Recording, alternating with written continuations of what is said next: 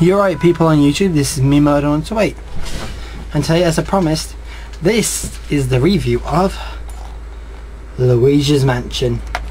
And as I said before, there was a reason why I picked Luigi's Mansion, and here's the reason why.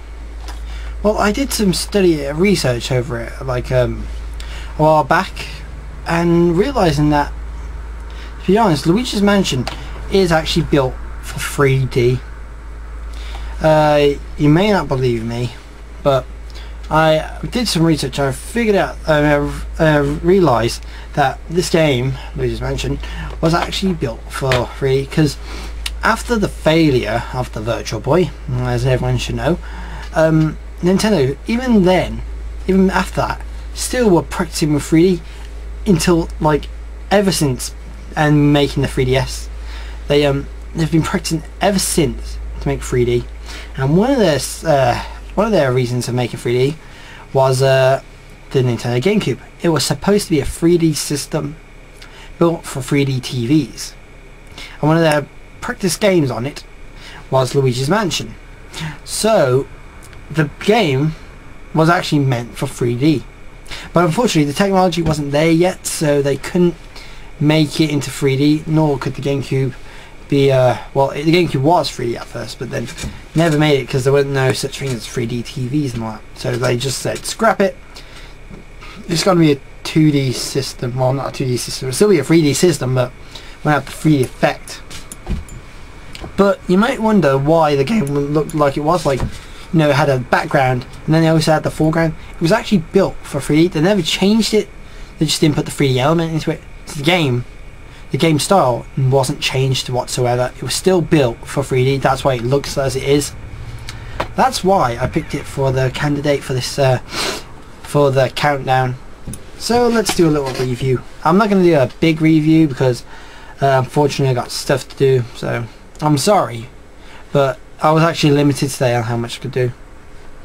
Well, the story goes is that Luigi won a mansion in a contest, and basically he realises that some reason, I don't remember why, Mario's inside there, and he's going in there to find his brother, but as Luigi's a coward, he realises that it's haunted with ghosts.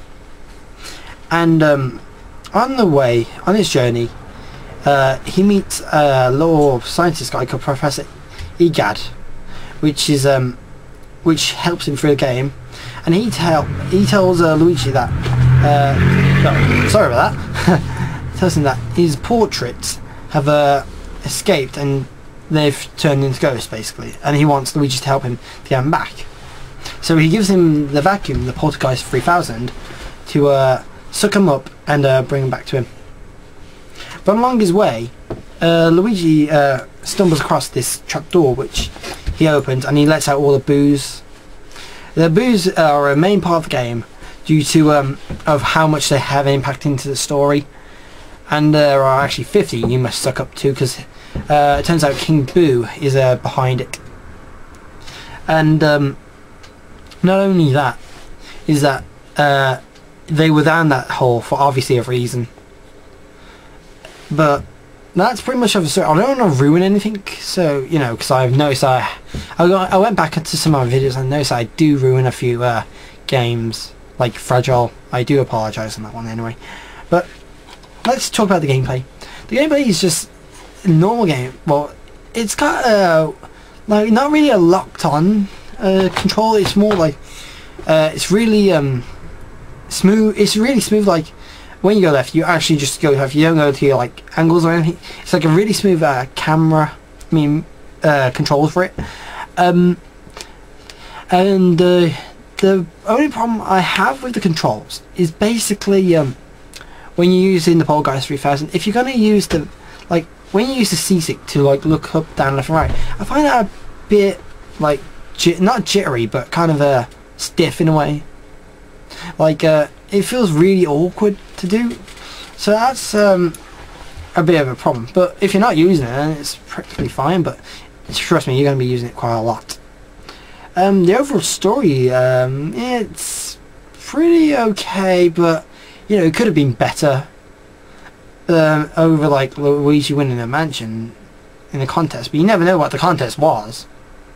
But you know, like how it ties in with Mario and like all this was obviously was a bit dry out. I mean, like, no offense to it. I mean, I love the game.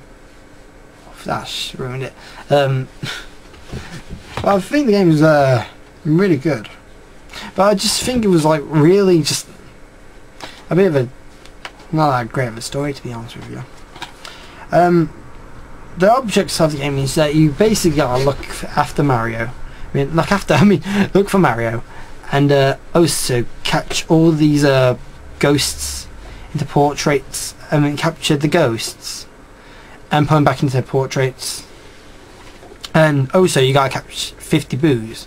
But you don't have to catch them all. It just it gives you like a reward if you catch them all. And basically, you just gotta get them and take them back to Professor Egad. But along the way, there's also 3 boss ghosts, which I won't say. All I'm going to say is the first one's a baby, which is pretty cool, and the others, etc., etc. I won't ruin it. Well, actually, there's 4 bosses, tell I. And to be honest, there's a lot of secrets in the game. I'll give it that. It's pretty with all the secrets, like secret rooms you can go into, like different places. Like you gotta use a bit of creativity, like using the Game Boy Horror, which is honestly a bit weird, but I like the Game Boy Horror. That's another thing I've got. So you have Game Boy Horror, which is helps you with the game, like using maps, learning about your status, and you know, like overall view of the game, like overview of the mansion. And that's pretty much all I can say. The save, I can say about the save status. How you save the game is pretty interesting. Is like you have to like go to Toad and like stop him from crying, and then after you stop him from crying, he'll ask you, do you want to save the game? So obviously you say yes, but he won't always cry. He will just do it once, and then you know you obviously can go to him to save your game. Well, the overall, one more thing before I have to go, because I am running out of a lot of time, is that the main boss is quite difficult, but he's not as if I would expect him for a boss.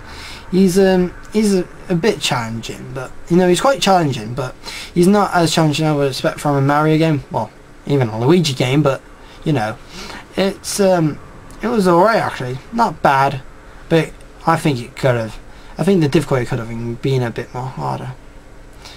Well, this is the review, and I'm going to give Luigi's Mansion a 9 out of 10. Reason being, I thought the controls could have been a bit better. That's about it, really. And everything else is bloody brilliant. I love it. This game was actually the reason why I bought a GameCube. This was the main reason why I bought a GameCube, and it never disappointed. I loved it then, and I still love it now. It's one of my favourite, maybe even my favourite GameCube game. I really do love Luigi's Mansion, and now you know why I picked it for the countdown. Anyway, this is me, Madro128. So now, have a nice day, and also please rate, subscribe, comment, and video response. Thank you very much, guys. Have a nice day, and I love you all.